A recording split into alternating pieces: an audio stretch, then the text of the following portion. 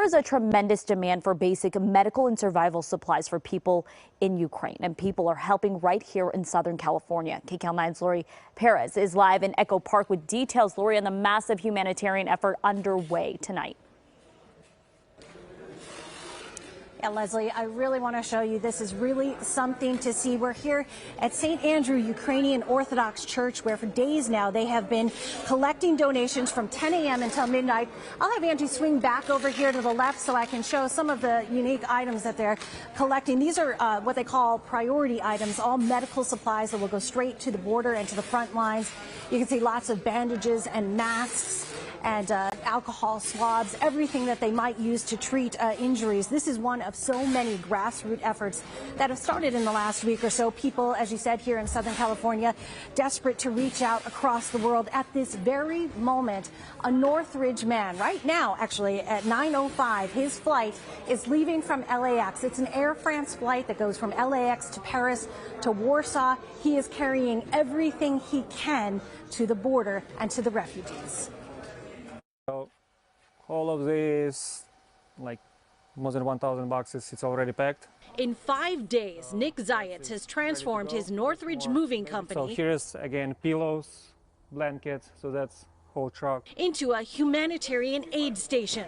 That's actually one of my bags, which is gonna be flying today, with the first aid kits, with bandages and tourniquets. Ukrainian-born and raised, he and Anthony Jennings of the nonprofit Mission Bridge, Inc.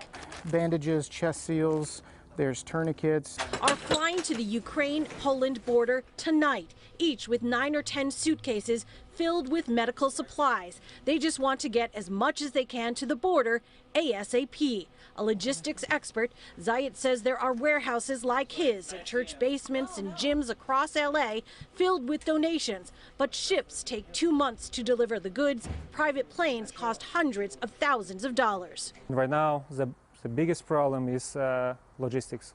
We want to get stuff ASAP to people who need. And right now it's, a lot of people collecting stuff, but they gather into the warehouses, but nothing gets there.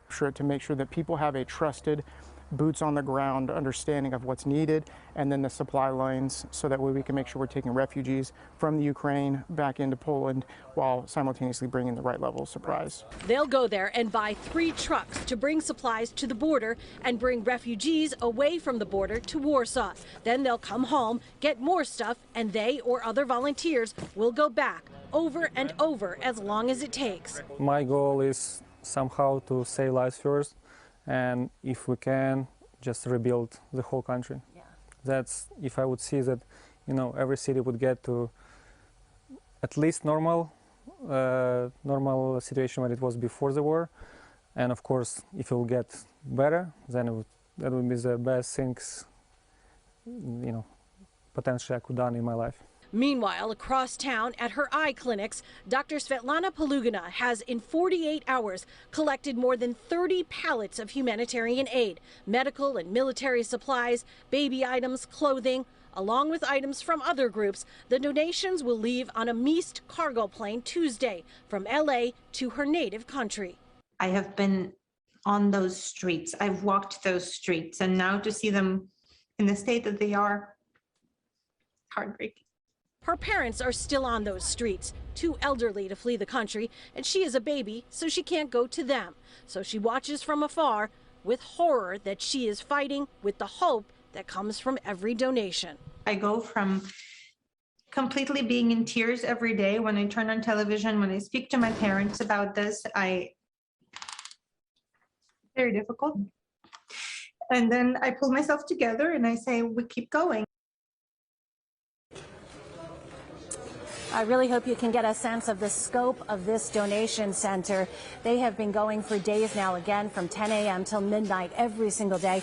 And everyone tells us the main items that they really need, the priority items, are medical supplies, especially packed medical kits. Beyond that, all of these efforts need money to get all of this over to Ukraine, to the refugees, to the border, and to the soldiers. So we will have some links on our website with ways that you can donate.